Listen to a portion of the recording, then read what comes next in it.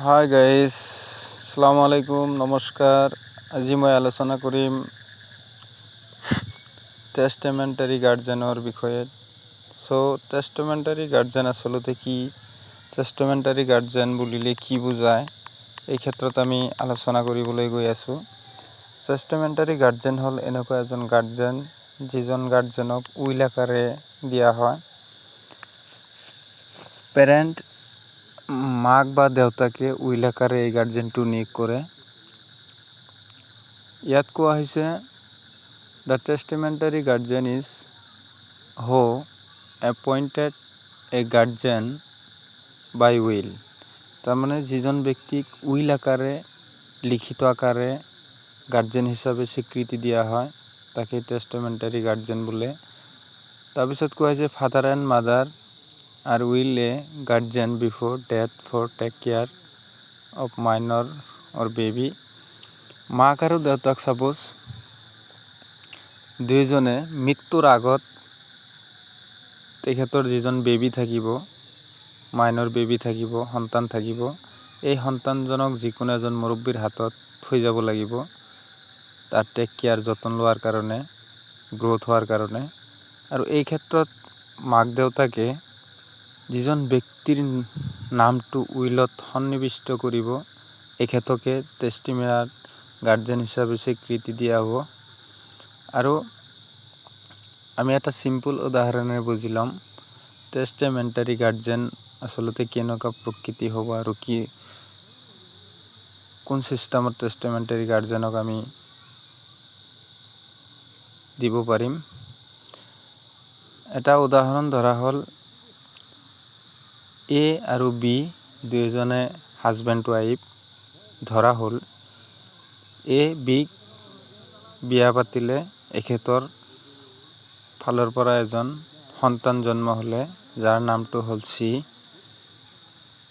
সন্তান জন্ম হোৱাৰ কিছুদিন পিছত, 2-4 বছৰমান পিছত বা 6-7 বছৰমান পিছত দেউতাকে মৃত্যুবৰণ কৰিব লগা সময় হ'ল।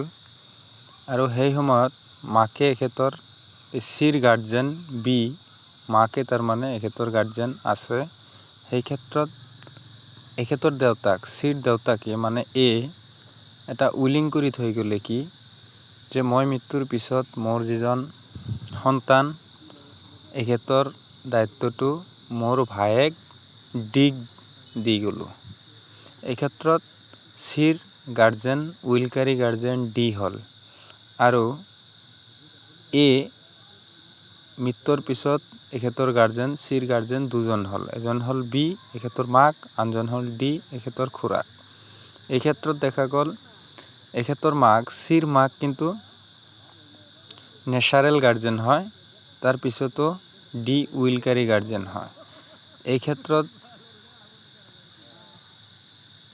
এই চিৰ মাকক এভইড কৰি ডি কোনো কাম কৰিব নোৱাৰে যদিও এখেতে লিগেল গাৰ্জেন। সেই হেতুকে আমি ক'বলৈ গৈ আছোঁ টেষ্টিমেণ্টাৰী গাৰ্জেন আচলতে উইল আকাৰে নিয়োগ কৰা হয়, কোডৰ জৰিয়তেও উইল আকাৰে নিয়োগ কৰা হয়, যাক ডি ফেক্টো গাৰ্জেন বুলিও কোৱা হয়। কোনো এজন সন্তানৰ সাপোজ মৃত্যুৰ পিছত যদি কোনোবাই মাক দেউতাক একোই নাথাকে তেতিয়াহ'লে তাৰ খুৰা খুৰী এখেতসকলে টেক কেয়াৰ লয় অট'মেটিকলি, উইল নাথাকিলেও। এইটোকে ডি ফেক্টো গাৰ্জেন বুলি কোৱা হয়। যিয়ে নহওক টেষ্টিমেণ্টাৰী গাৰ্জেনৰ মূল পইণ্টটো আমি বুজি পালোঁ। আচলতে উইল আকাৰে বা লিখিত আকাৰে কোনো পেৰেণ্টছে যদি বেলেগ এজন ব্যক্তিকো গাৰ্জেন হিচাপে এখেতৰ ল'ৰা বা ছোৱালীক নিয়োগ কৰে তেতিয়াহ'লে সেইটোক টেষ্টিমেণ্টাৰী গাৰ্জেন বুলি কোৱা হয়। এতিয়া আলোচনা কৰিম টেষ্টিমেণ্টাৰী গাৰ্জেনৰ কিছুমান গ্ৰাউণ্ড আছে, ৰিমুভেবল গ্ৰাউণ্ড বুলি কোৱা হয়। টেষ্টিমেণ্টাৰী গাৰ্জেন হ'লেই নহ'ব, উইল আকাৰে দিলেও তাক গাৰ্জেন হিচাপে স্বীকৃতি দিলেও তাক ৰিমুভ কৰিব পাৰোঁ। আৰু সেই ৰিমুভ কৰাৰ কাৰণকেইটা আমি জানি লওঁ। প্ৰথম কাৰণটো দিয়া হৈছে এবুজ অফ হিজ ট্ৰাষ্ট। এই ট্ৰাষ্টত যদি কোনো এজন ব্যক্তিক উইল আকাৰে গাৰ্জেন স্বীকৃতি দিয়া হ'ল, কিন্তু এখেতে এই মাইনৰজনৰ লগত বেবীজনৰ লগত বিশ্বাসঘাতকতা কৰিলে, তেতিয়াহ'লে তেওঁ গাৰ্জেনৰ পৰা খাৰিজ হ'ব। The minor will crime to court. যদি কোৰ্টত ক্ৰাইম কৰে, কেছ কৰে, তেতিয়াহ'লে সেই গাৰ্জেনটো খাৰিজ হৈ যাব। নেক্সটত আছে continue failure to perform the duty. যদি উইলকাৰী গাৰ্জেনজনে নিয়মিতভাৱে এখেতৰ কৰ্তব্যত যদি ফেইল হয়, নিভাব নোৱাৰে, তেতিয়াহ'লে সেই গাৰ্জেনটো ৰিমুভেল হ'ব, খাৰিজ হৈ যাব। ই টেষ্টিমনিয়েল গাৰ্জেনৰ উইলিং আকাৰে দিলেও তাক খাৰিজ কৰা যাব। তাৰপিছত আছে ইনকেপাচিটি টু পাৰফৰ্ম দ্য ডিউটি। যদি সাধ্য অনুযায়ী সেই উইলকাৰী ব্যক্তিজন উইলিং গাৰ্জেনজনে টেষ্টিমনিয়েটাৰী গাৰ্জেনজনে যদি সাধ্য অনুযায়ী এখেতৰ কৰ্তব্য নিভাব নোৱাৰে, তেতিয়াহ'লে সেই ব্যক্তিজনো খাৰিজ হৈ যাব গাৰ্জেনৰ পৰা। তাৰপিছত আছে ইল ট্ৰিটমেণ্ট অৰ নেগলিজেঞ্চি। যদি কোনো উইলকাৰী গাৰ্জেনে, টেষ্টিমেণ্টাৰী গাৰ্জেনে কোনো মাইনৰক বেমাৰ আজাৰ হোৱাৰ পিছত যদি ট্ৰিটমেণ্ট নকৰে, নতুবা নেগলিজেঞ্চি কৰে, তেতিয়াহ'লে সেই উইলকাৰী গাৰ্জেনজনে, টেষ্টিমেণ্টাৰী গাৰ্জেনজনে খাৰিজ হ'ব।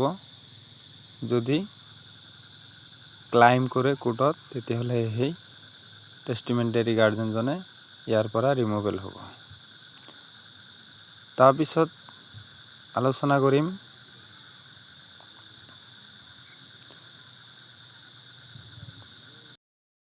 যদি কোনো উইলকাৰী গাৰ্জেনৰ নামত কেছ থাকে, নতুবা সি যদি কিবা কাৰণত হেং আপ হ'ব লগা হয়, তেতিয়াহ'লে এখেত টেষ্টিমেণ্টাৰী গাৰ্জেনৰ পৰা ৰিমুভেল হ'ব, খাৰিজ হ'ব। তাৰপিছত নেক্সটত আছে যদি কোনো দেৱলীয়া নতুবা পাগলক উইলত উল্লেখ কৰি যায় গাৰ্জেন হিচাপে কোনো মাইনৰৰ, তেতিয়াহ'লে সেই দেৱলীয়াক গাৰ্জেনটো খাৰিজ হৈ যাব, ৰিমুভেল হ'ব। যদি বেবীজনে ক্লাইম কৰে কোৰ্টত, তেতিয়াহ'লে। তাৰপিছত আছে হেভিং এন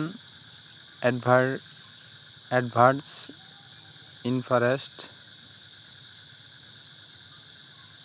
যদি কোনো ব্যক্তি ক্ষতি কৰাৰ চেষ্টাত থাকে বেবীটোক, তেতিয়াহ'লে সেই বেবীটো কমপ্লেইন কৰাৰ লগে লগে টেষ্টিমনিয়েল গাৰ্জেনৰ পৰা এই ক্ষতিকাৰক ব্যক্তিজন, তাৰমানে টেষ্টিমেণ্টাৰী উইলজনে বা গাৰ্জেনজনে